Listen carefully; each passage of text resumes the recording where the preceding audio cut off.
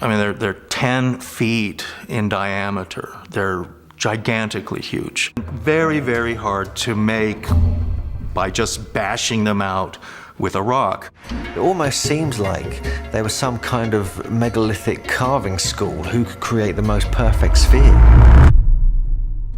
Hidden deep within the dense jungles of Costa Rica lies a mystery that has baffled archaeologists and adventurers for decades. These aren't ancient temples or mysterious pyramids, but rather something much more enigmatic: giant stone spheres scattered across the landscape in the Diquis Delta region of southern Costa Rica.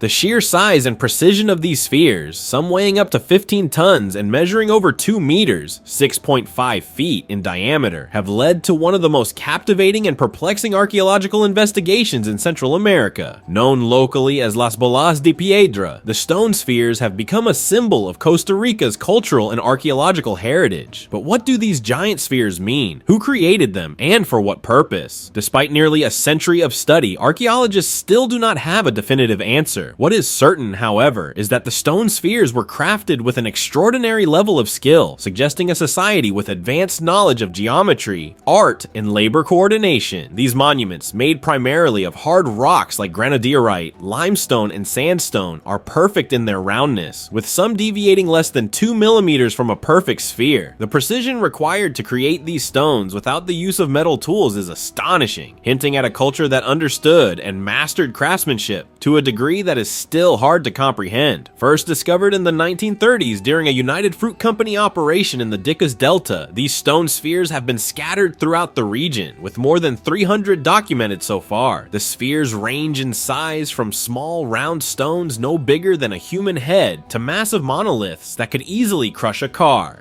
Many of them are now found in various public spaces throughout Costa Rica, in parks, city streets, and even government buildings. But despite their widespread presence today, the mystery surrounding their creation and purpose remains largely unsolved. The most puzzling aspect of the stone spheres is their craftsmanship. How did the ancient builders achieve such remarkable precision without advanced tools?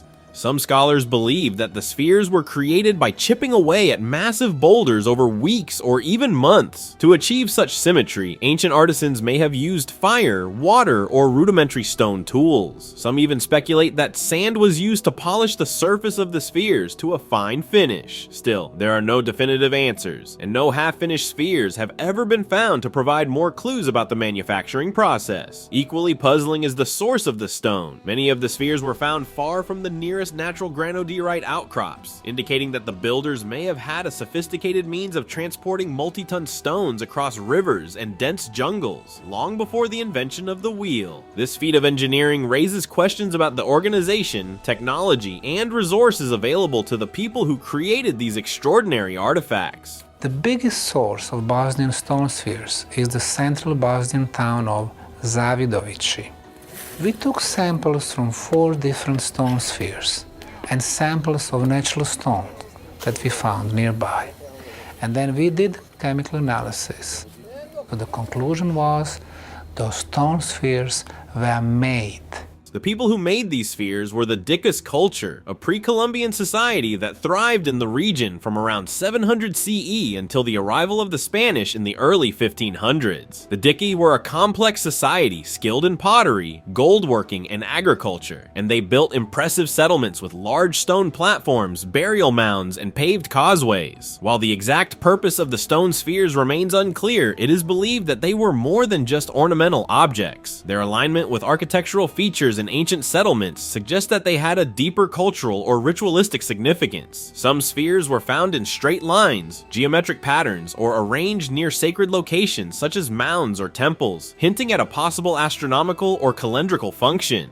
The Diquis spheres may have represented celestial bodies, spiritual concepts, or social rank. Some archaeologists believe they were used to mark boundaries, commemorate ancestors, or serve as symbols of power and prestige.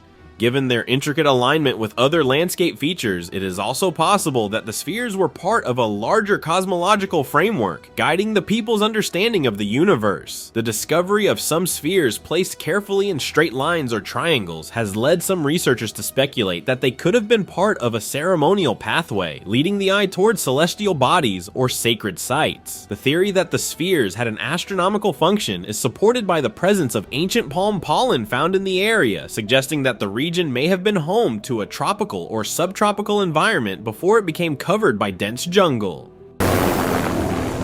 We are at the El Silencio archaeological site in southern Costa Rica. This place was occupied during two different occupations, two different periods of occupation during the Aguas Buenas period from 300 BC to 800 AD and the Chiriquí period from 800 AD to the arrival of the Spaniards.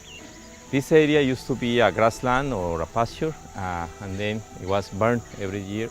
The research into the Dicas spheres has been ongoing for decades. Following their discovery, the United Fruit Company, while clearing land for banana plantations in the 1930s, damaged and displaced many of the spheres, either by pushing them aside with bulldozers or attempting to blow them open with dynamite in hopes of finding hidden treasure. Although the spheres were eventually saved from further destruction, many were removed from their original locations and taken to private estates, where they were used as lawn ornaments. Some were even sent to museums, where they remain on display today, offering visitors a glimpse into the mystery of the Dicas culture. In 2014, the importance of these stone spheres was officially recognized when they were added to the UNESCO list of World Heritage Sites, highlighting their cultural and historical significance. The sites where these spheres are located, including Finca 6, Grijalba, Batambal, and El Silencio, are now protected and serve as research hubs, offering archaeologists and tourists alike the chance to learn more about the ancient society that created them. Despite the many theories surrounding the purpose of the spheres, no single explanation has been able to answer the question definitively. The spheres are unique in both form and context, and their true significance may never be fully understood. However, they are part of a broader legacy of pre-Columbian monumentality in the Americas, and their continued study sheds light on the complexity of the civilizations that once inhabited the region. The Dicas stone spheres are not just archaeological artifacts, they are symbols of a culture that valued artistry, spirituality, and connection to the cosmos. The people who made these spheres had a deep understanding of geometry, astronomy, and social organization. They left behind a legacy of monumental craftsmanship that has endured for centuries, despite the challenges of time, nature, and colonial destruction.